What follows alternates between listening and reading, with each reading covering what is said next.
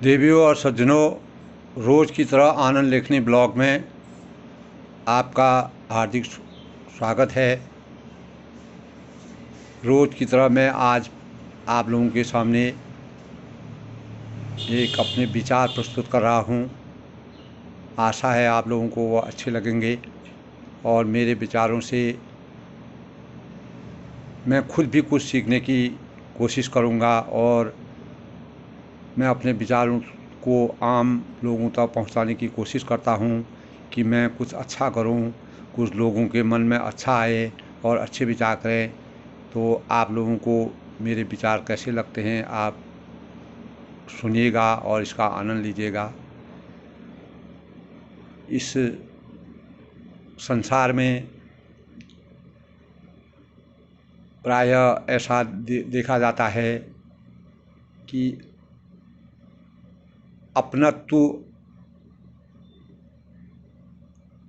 अपनत्वता का क्या रहस्य है, यानी अपनत्व क्या चीज़ होती है।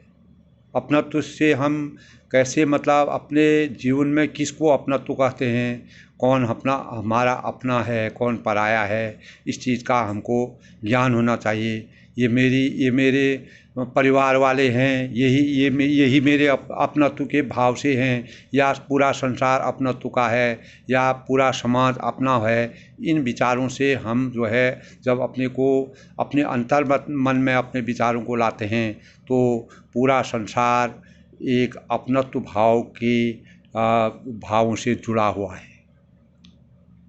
सब एक दूसरे के भावों से जुड़े हुए हैं और कोई भी इंसान में, हर इंसान के अंदर भगवान का वास होता है और उसको जैसा मार्ग मिलता है वह वैसे ही उसी मार्ग में चलने का प्रयास करता है और वैसा ही वह करता है। ये जन्मजात गुण होते हैं और समाज में आकर के उसको परिवेश मिलता है, उसी परिवेश के अनुसार वो अपना जीवन आगे को बढ़ाता है।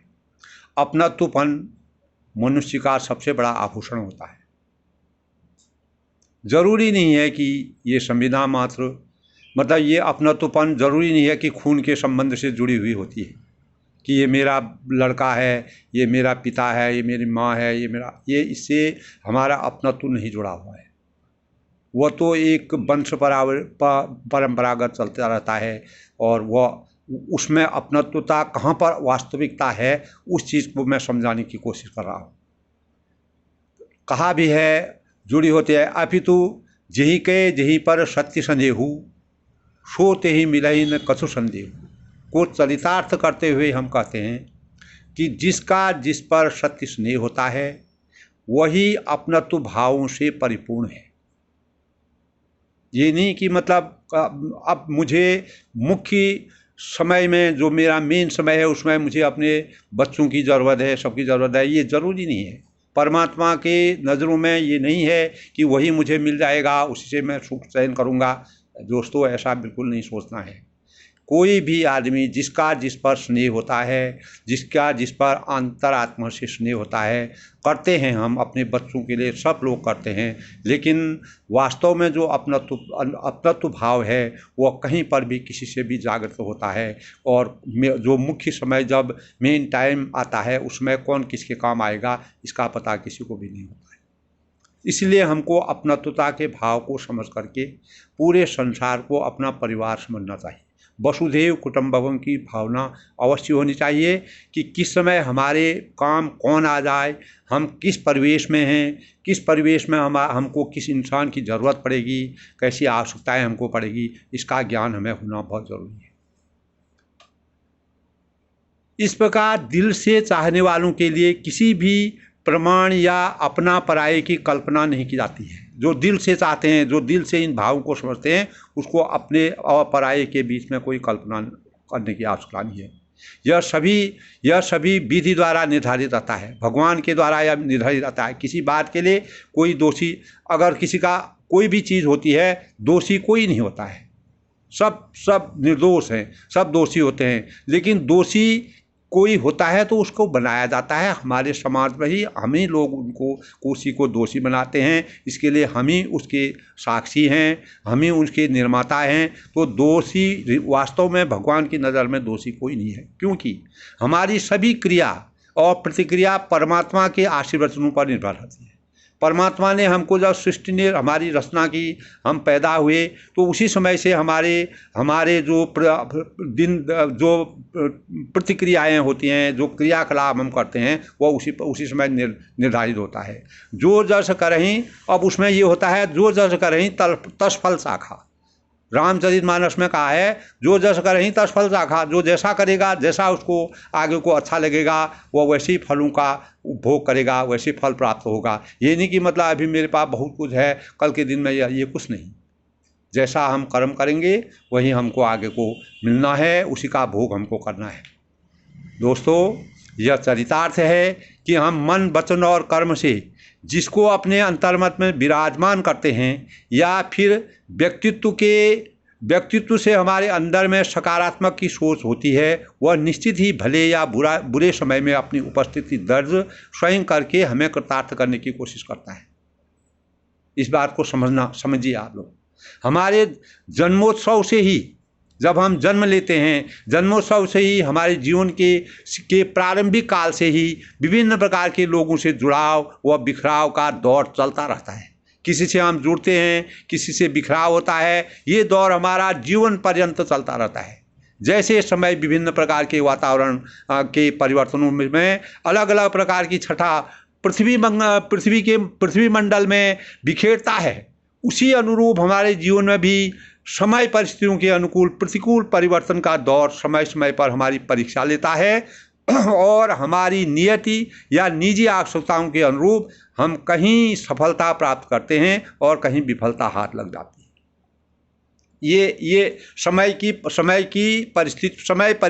परिस्थितियों के अनुसार हमारा जीवन चलता है। कहीं हम उतार चढ़ाव का दौर हमारे जीवन में चलता रहता है।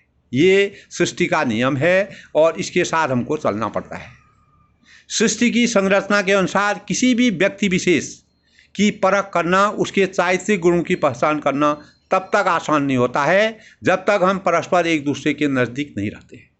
जब हम किसी से के संपर्क में रहेंगे तभी हमको उसके भावों की, उसके गुणों की, उसकी विशेषताओं की पहचान होगी। शुरुआती दौर में हमारी अपेक्षा ये रहती है, जब हम शुरू में एक दूसरे से जुड़ते हैं, हमारी अपेक्षा यही रहती है कि हम एक दूसरे को पहचानने की भरसक कोशिश करते हैं और उसके भावों को समझते हैं। धीरे धीरे जब समय व्यतीत हो जाता है, कालांतर में हम एक दूसरे की समझ, सोच, आपसी सहयोग, सामंजस्य, खान पान इत्यादि गतिविधियों से हम एक दूसरे के करीब आने का प्रयास करते हैं। व्यक्ति विशेष कोई भी गलत नहीं होता है, ये निश्चित समझिए। कोई भी व्यक्ति लोग कहते हैं ये व्यक्ति गलत है, ये सही है, ऐसा नहीं है। कोई भी व्यक्ति संसार में गलत नहीं होता है। बस अंतर यही रहता है कि विचारों को सामंजस्य स्थापित करने की क्षमता और एक दूसरे की योग्यता का मापदंड को निर्धारित करना, उसको समझना और उसमें क्या अच्छाई है, बुराई है, उसके बीच का आंकलन करना, ये हमारे सोच के अनुसार होता है। जैसा हम सोचते हैं, उसके विचारों को हमने किस रूप में लिया, कैसे हमने सोचा, किस प्रकार हम उसको सोचते हैं, ये चीज़ हमारे अंदर निहित होती है। हमारी अंतरात्मा से अंदर से एक आवाज़ निकलती है, उससे हम विचारों का परिमाप करते हैं। इसी प्रकार अपनत्व की सार्थकता हमें रामचरितमानस में भी हमको अपनत्व की सार्थकता मिलती है कि भगवान रामचंद्र जी और हनुमान जी के बीच में अद्भुत प्रसंगों के अवतरण मिलते हैं। अनेकों ऐसे प्रसंग हैं जो कि आपस में एक दूसरे के अपनत्व भाव को प्रदर्शित करते हैं। सीता की खोज में समर्पित जो हनुमान जी के जो भाव हैं वह हमें स्पष्ट अवगत कराते हैं कि हनुमान जी कैसे मतलब कहाँ रामचंद्र जी थे, कहाँ हनुमान जी थे, कैसे उनका मिलन हुआ, कैसे क्या हुआ, ये तो आप लोग रामचरितमानस में सब जानते हैं। लेकिन ये अपनत्व भाव, असली अपनत्व भाव यहाँ पर पता चलते हैं। ये हमको आदिकाल से ही अनेकों प्रकरण मिलते हैं। ऐसे ही प्रकरण हमें रामचरितमानस और द्वापर में कृष्ण और सुदामा के बीच में 20 प्रकार के भाव मिलते हैं। तभी हनुमान जी के मन में रामचंद्र के कार्य को करने की इतनी उत्सुकता थी कि वह कहते हैं कि हनुमान ते ही परसा कर पुनि कीन प्रणाम, हनुमान ते ही परसा कर पुनि कीन प्रणाम, राम काज की नहीं बिना मोहि कहाँ विश्राम। देखिए कितना पूरा अपनत्व है। क्या रामचंद्र जी का हनुमान जी से कोई खून का रिश्ता था? नहीं। तो क्या है? यही अपनत्व है, यही वास्तव में अपनत्व है। यहीं से हमको प्रेरणा मिलती है कि अपनत्व के भावों का क्या रहस्य है, अपनत्व क्या चीज़ होती है।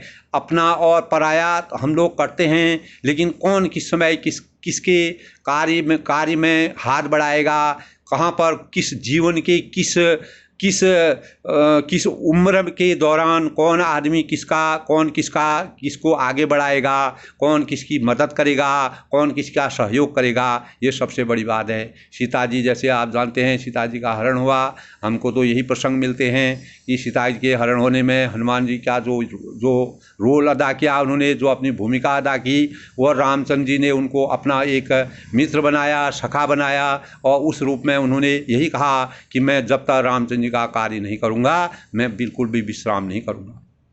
ये है अपनत्व भाव के द्वारा समर्पण की भावना। इसी प्रकार भगवान श्री कृष्ण और सुदामा के बीच का प्रसंग हमारे जीवन में अपनत्व के भावों की अभिव्यक्ति उसमें भी हमको मिलती है अभिव्यक्ति। यही प्रकरण हमारे जीवन में वास्तविक अपनत्वता की भावनाओं से प्रेरित करके हमारे जीवन में प्रेरणा स्रोत बनकर उभरते हैं, जिसके परिणाम स्वरूप हम अपनत्व के मूल्यों को बनाए रखने में समर्थवान होते हैं। जैसे जैसे हम जानते हैं, रिश्ते सृष्टि के नियमानुसार, वंश परंपरा के अनुसार प्रत्यक्ष या परोक्ष रूप में जुड़ते रहते हैं, जिसके परिणाम स्वरूप हम एक परिधि क्षेत्र के अंतर्गत बंध जैसे जाते हैं। यानी हम अपने परिवार में बंध जाते हैं। हमको यही पता नहीं चलता है कि मतलब हमको संसार भी एक चीज़ है, समाज भी एक चीज़ है, हमें बिना समाज के हम कुछ नहीं कर सकते हैं, एक अपने परिवार से हम कुछ नहीं कर सकते हैं। तो अपनत्व भाव हमको कहीं से भी प्राप्त हो सकता है, कोई खून के रिश्ते से ही अपनत्वता नहीं प्राप्त होती है। ये बिल्कुल भी किसी इंसान को अपने मस्तिष्क में कभी नहीं सोचना चाहिए। दोस्तों, मैंने इसीलिए अपने मेरे विचारों में आया, मैंने आम लोगों के सामने इस बात को रखने का प्रयास किया है। अपनों के लिए हम क्या करते हैं? अपनों के लिए हम धन दौलत शोहरत, उनके मान सम्मान या मर्यादा का पूरा ध्यान रखने का प्रयास करते हैं। इस प्रकार हमारी मोह माया का लगाव वहीं तक सीमित रह जाता है। इसमें मैं भी शामिल हूँ, मेरे ऊपर भी ये बात है, क्योंकि समाज को देखते हुए हर इंसान को ये करना पड़ता है।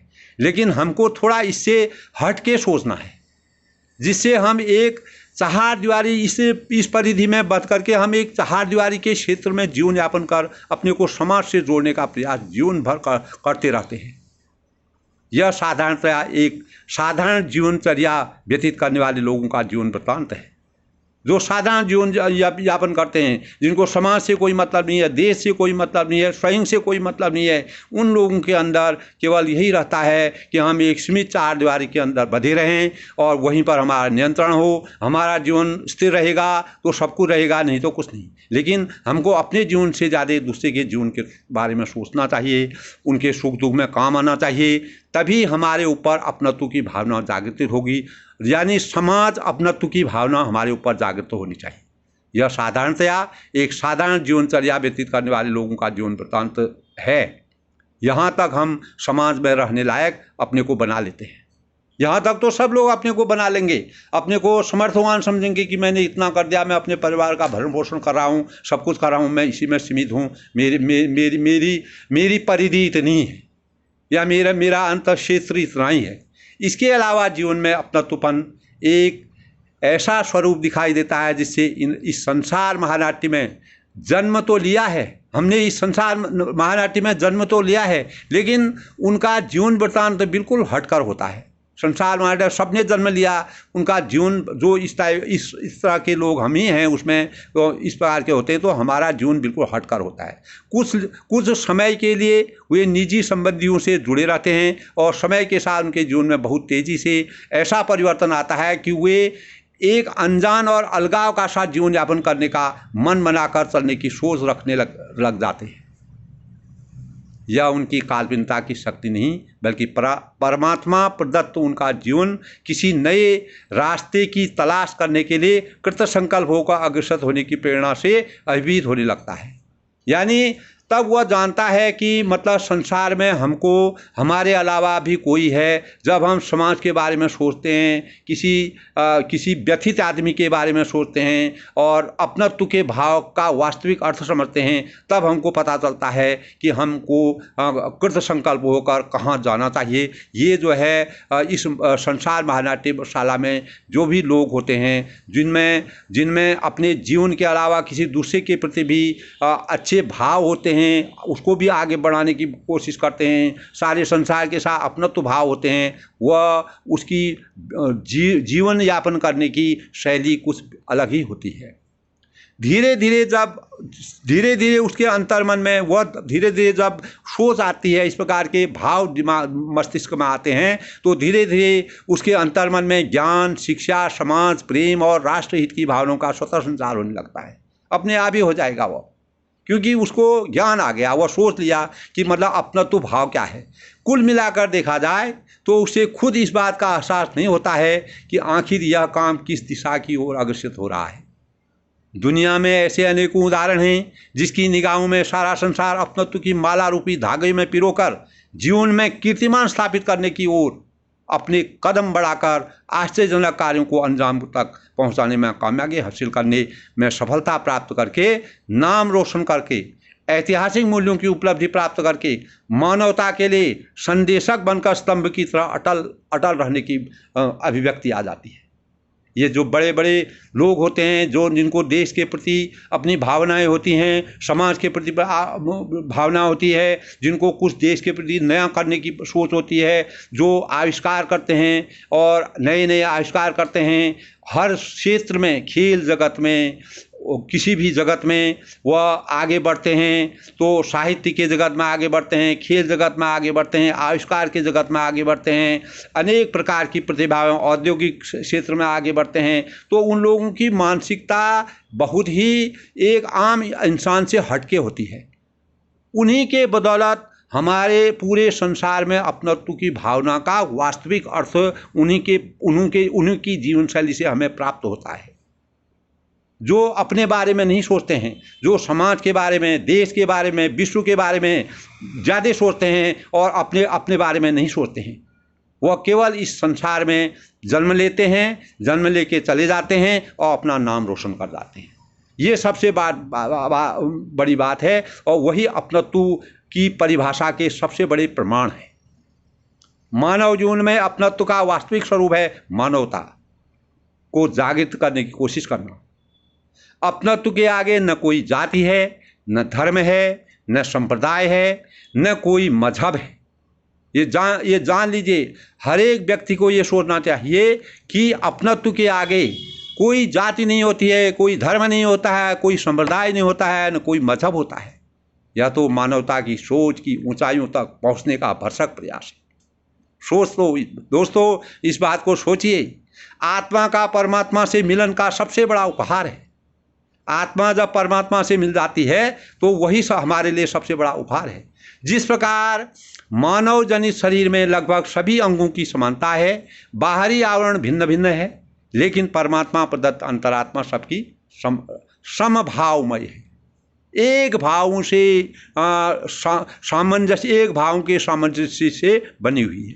क्षणिक आवेश के कारण हमारे जीवन में क्षणिक आवेश आते हैं। क्षणिक आवेश के कारण हम मानव के बीच भेदभाव करने की जिज्ञासा रखते हैं, जिसका एकमात्र कारण है हम अपने भूत, भविष्य और वर्तमान का सही इस्तेमाल नहीं करते हैं और ना ही उसकी गतिविधियों का आंकलन करते हैं। इसके लिए आत्मज्ञान के माध्यम से सभी को अपना साक्षात्कार खुद करना होगा। जब तक हम अपना खुद का साक्षात्कार नहीं करेंगे तब तक हम आगे नहीं बढ़ सकते हैं। हम समाज के किसी भी क्षेत्र में हाथ नहीं बटा सकते हैं। हम देश की गतिविधियों में कहीं भी आगे नहीं बढ़ सकते हैं। हमारा खुद का कोई अस्तित्व नहीं है। हमारा अस्तित्व तभी होगा जब हम समाज में कुछ करेंगे, अच्छे मार्ग में चलेंगे, आपसी भेदभाव को दूर करेंगे, भाईचारे का रास्ता अपनाएंगे। ये सब अपनत्व भावना है। केवल हम अपने परिवार तक ही सीमित रह जाएंगे, ये अपनत्व भाव नहीं है। कहीं पर दुख की वेदना होती है, कहीं पर सुख की वेदना होती है। ऐसे समय में हम कितना, हमारे अंदर कितना आत्मसमर्पण करने की, समर्पित होने की, सहयोग करने की शक्ति है, वह सबसे बड़ी बात है। वहीं पर अपनत्व के भाव जागृत होते हैं। भूख, जैसे हम जानते हैं, भूख प्यास, रहने के लिए बसेरा और निजी मूलभूत आवश्यकताओं के अलावा जीवन में कुछ भी अर्जित कर लीजिए, सब निरर्थक प्रतीत होगा। जब आप इन भावों से सोच लेंगे तो हम अपनी भूख प्यास, रहने के लिए जो हमको मकान चाहिए और निजी मूलभूत आवश्यकताओं के अलावा जीवन में कोई भी और चीज़ होती है, उसको अर्जित करने की हमको कोई लालसा ही नहीं रहेगी, क्योंकि हमें अपनत्व की भावनाओं का पता चल गया। हमारा जीवन क्षणिक है, जीवन कभी भी कुछ हो सकता है, लेकिन इस क्षणिक जीवन में जब तक हमारा जीवन है, हमने समाज के लिए, हमने अपने लिए, अपने भावों से या अपनी बुद्धि से, अपने विवेक से देश के लिए या समाज के लिए क्या क्या, वह सबसे मुख्य बिंदु है। अतीत तक पहुंचने का प्रयास मानव जीवन की मिथ्या दृष्टि है। हम लोग अतीत तक पहुंचने की कोशिश करते हैं, लेकिन वह हमारी मिथ्या भाव है, उससे हमको कोई फ़ायदा नहीं होता है। जब समय आता है तो हम उस मुकाम तक पहुंच जाते हैं, और वहाँ भी हमें अपनत्व के भावों की सही परिभाषा को लोगों में प्रसारित करना होगा। हमें परमात्मा के आशीर्वाद से ही ये सब चीज़ें प्राप्त होती हैं। अत्यधिक मात्रा में किसी भी चीज़ की अपेक्षा हमारे जीवन के लिए घातक सिद्ध होती है। किसी भी चीज़ की अपेक्षा बहुत ज़्यादा मात्रा में नहीं करनी चाहिए। धन कमाने, करोड़ों की संपत्ति अर्जित करने या समाज में आधिपत्य स्थापित करने के लिए कभी अपनत्वपन का सृजन नहीं होगा। ये भाव आ ही नहीं सकते अगर हमारे अंदर ये भाव हैं तो। मात्र निस्वार्थ भाव से किए गए कर्तव्यों, कार्यों और परोपकारिता को अंजाम देकर इहलोक और परलोक के लिए अपना नाम रोशन करना सबसे बड़ा अपनत्वपन है। ये सोच लीजिए, मतलब इस चीज़ को अंतर मन से सोचने की आवश्यकता है। यह दुनिया के इतिहास में हमेशा हमेशा के लिए स्वर्णाक्षरों में अंकित होगा। लोक प्रसिद्धि कार्यों से ही हम संसार में व्याप्त होने वाले विभिन्न प्रकार के दैहिक और भौतिक तापों से छुटकारा पा सकते हैं। यही एक मानव के अपनत्वपन का सबसे बड़ा उपहार है। यही हमारा उपहार है। सोचिए इन बातों को। इसी शौर्य के एक साधारण जीवन यापन करने वाला व्यक्तित्व में परम शक्ति को प्राप्त कर हमेशा के लिए मानवता का प्रेरणा स्रोत बनकर कृतार्थ हो जाता है। ऐसे हमारे कितने उदाहरण हैं जो कि अपने अच्छे अच्छे कार्यों को कर करके इस दुनिया से चले गए, केवल अपना नाम रख गए, और अभी तक हम उनके कार्यों के अनुसार चल रहे हैं। उन्हीं से हमको प्रेरणा मिल रही है। हम अपने कार्यों को उन्हीं के बदौलत गति दे रहे हैं, और जो कि हमारे जीवन को सार्थक बना रहे हैं। भारत का उत्थान हो, हम मन, वचन और कर्म से पुरुषार्थी व्यक्तित्व को अपनाकर वास्तविक अपनत्व की पहचान को समझना हमारे लिए बहुत ज़रूरी है, और अपने जीवन में स्वच्छंदता का वातावरण प्रस्तुत कर पवित्र और कोमल, मधुर और मनोहरता का स्वरूप बनाने में कामयाब तभी हम हो सकते हैं। तभी हम अपने जीवन में अपनत्व का सही परिवेश स्थापित करने में सक्षम होंगे। अंत में मैं मन, वचन और कर्म से सभी के जीवन को सफल, सुयोग्य और सुंदर सार्थकता के भावों से सुसज्जित बनाए रखने के लिए परमात्मा से प्रार्थना करता हूँ। यही हमारे भविष्य के अस्तित्व के निर्माण की सही पहचान है।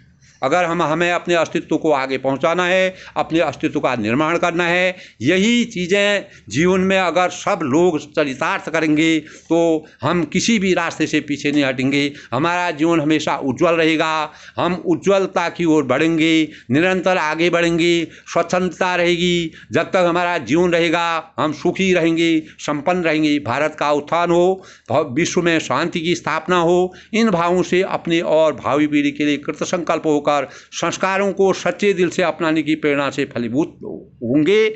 और यही हमारी अपनत्व की गरिमा होगी। यही हमारी अपनत्व की गरिमा होगी। मैं अंत में सभी लोगों की सफलता के लिए परमात्मा से प्रार्थना करता हूँ। परमात्मा से प्रार्थना करता हूँ, और परमात्मा का आशीर्वाद सब पर बना रहे। सब लोग अपनत्व के मूल भावों को समझें, जिससे देश का उत्थान हो। इससे हम समाज की प्रगति करेंगे, देश की उन्नति करेंगे, विश्व में अपना नाम कमाएंगे। हमारे भारत का उत्थान होगा, भारत तरक्की की ओर जाएगा, और हमारी भावनाओं में परिवर्तित होगा। हमारे ऊपर भाईचारे की प्रेरणा आएगी, और हम आपस में मिलजुल कर रहेंगे। इन्हीं भावों के साथ दोस्तों मैं अपनी वाणी को विराम दे रहा हूँ। अगर आप लोगों को मेरा ये वीडियो अच्छा लगा, आपने अपनत्व के भावों को समझा, तो दोस्तों इसको अधिक से अधिक मात्रा में सब्सक्राइब कीजिए, शेयर कीजिए, लाइक कीजिए। तभी मैं अपने अगले वीडियो में आपको फिर से मिलता हूँ, क्योंकि मैं मानव संवेदनाओं को आम जनता तक पहुंचाने का प्रयास करता हूं, और ये मैंने अपनी लेखनी के द्वारा शुरू किया है। और मुझे लगता है कि सब लोग मेरे भावों से अवश्य मेरे भावों की अवश्य प्रेरणा लेंगे, और मैं भी लोगों से प्रेरणा लेता हूं। तो अपनत्व भाव केवल अपने परिवार तक ही सीमित नहीं है, बल्कि हमको पूरे संसार के बारे में, पूरे संसार महानाट्य के बारे में, अपने समाज के बारे में, एक दूसरे के सहयोग करने के बारे में, अपने अड़ोस पड़ोस की रक्षा सहयोग करने के लिए हमेशा तत्पर रहना चाहिए। जितना हमारे कारण से हो हमको करना चाहिए। यही सबसे बड़ी प्रेरणा है। इसी से हमारा जीवन आगे बढ़ सकता है, हम सफल हो सकते हैं, हमारे कार्यों में अच्छाइयाँ आ सकती हैं, और हमारा जीवन निर्मल बन सकता है। दोस्तों, इसी वाणी के साथ मैं अपनी वाणी को विराम देता हूँ। सबका धन्यवाद, सबको प्रणाम, बड़ों को प्रणाम, छोटों को आशीर्वाद। दोस्तों, इसी के साथ मैं सबका अभिनंदन करता हूँ। जय भारत, वंदे मातरम, जय भारत।